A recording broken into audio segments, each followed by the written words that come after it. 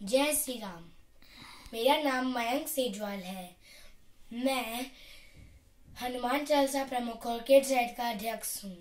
आज मैं आपके सामने वापस से अपने वादे के साथ गीता ज्ञान का एक और एपिसोड लेके आया हूँ। यदा यदा हि धर्मस्य ग्लानिर्भवति भारत अभ्युत्थानं धर्मस्य समभवामि युगे युगे। ये जो श्लोक मैंने आपको सुनाया है, ये गीता की चौथी अध्याय का 7वां और 8वां श्लोक है। श्री कृष्ण जी अर्जुन से श्लोक में कहते हैं, हे महारथी वीर कौन्तेय पुत्र अर्जुन, जब जब धर्म की हानि होती है, अधर्म का राज बढ़ता है, मैं तब तब अवतार लेता हूँ और अधर्म का विनाश और धर्म की वापस स्थापना करता हूँ। इसलिए तुम हमेशा धर्म के मार्ग पर चलो, हमेशा अच्छा करो। इसमें भगवान कह रहे हैं, जो बुरे लोग होते हैं, जो पाप अधिक करते हैं, भगवान उन्हें मारने के लिए अवतार लेते हैं। जैसे कि उन्होंने त्रेता युग के शुरुआत में परशुराम, अंत में श्री राम अवतार लिया था। उन्होंने द्वापर युग में श्री कृष्ण अवतार लिया था। उन्होंने ऐसे सत्ययुग में मत्स्य और नरसिंह अवतार लिया था और कलयुग में वो कल्कि अवतार लेंगे। तो ऐसे उनके सारे जो अवतार हैं वो विशेष गुण के साथ होते हैं। जो भगवान होते हैं वो अवतार लेके आते हैं, तो ये नहीं कि वो बहुत शक्तिशाली हो, इंसान भी उनका अवतार हो सकते हैं। मैं बताता हूँ कैसे। आपको मैंने पिछले एपिसोड में परमात्मा और आत्मा के बारे में बताया था।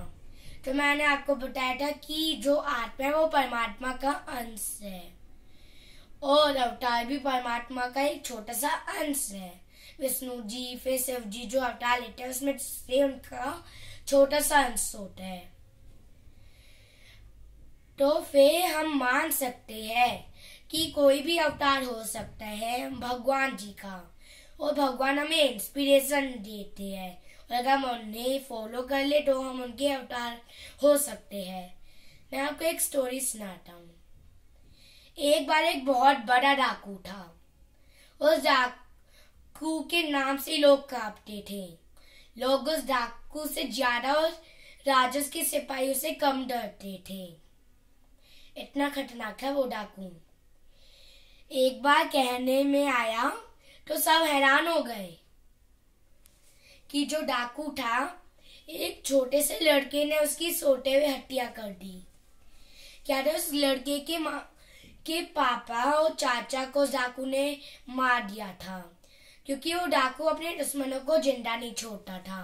वो डाकू सोचता था कि भगवान अगर मेरा अंत करेंगे तो मैं दुश्मन के रूप में ही आएंगे। तो उस हत्या का बदला लेने के लिए उस मरियल से लड़के ने रात को आके उसका वध कर दिया और किसी को शक भी नहीं हुआ कि वो इतना बड़ा काम कर सकता है। तो कहानी से सीख मिलती है कि जो भगवान है ना, वो हर समय हर जगह मौजूद होते हैं। तो वो हमारे अंदर भी मौजूद है। तो हम उनके क्या है हम उनके अवतार। बस हमें ये पहचानना है और कुछ नहीं है। भगवान हमें हमेशा इंस्पिरेशन देते हैं और उसी अवतार की पूजा होती है जो उन इंस्पिरेशन का पालन करते हैं। जैसे कि मर्यादा पुरुषोत्तम श्री राम ने सारी इंस्पिरेशन को फॉलो किया। उन्होंने अच्छी बातों को ही फॉलो किया। ऐसे हमारे श्री कृष्ण जी। तो फिर हम आज की वीडियो यहीं समाप्त करते हैं। जय श्री राम।